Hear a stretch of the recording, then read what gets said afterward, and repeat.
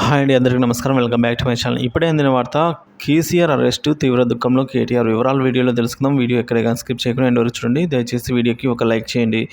So BRS అధినేత అయిన మాజీ సీఎం గారు కేసీఆర్ ఊహకు తగిలని షాక్ అయితే తగిలిందండి.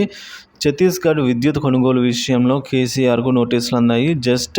జస్టిస్ నరసింహారెడ్డి ఆయనకు నోటీసులు ఇచ్చారు.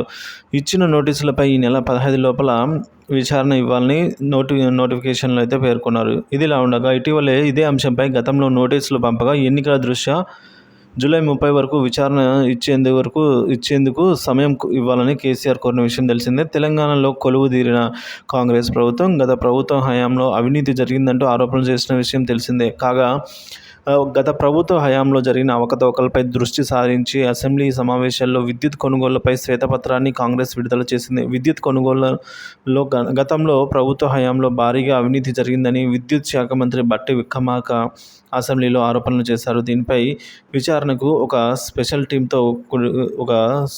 టీం అయితే కూడిన కమిటీని ఏర్పాటు కూడా చేయడం జరిగిందండి.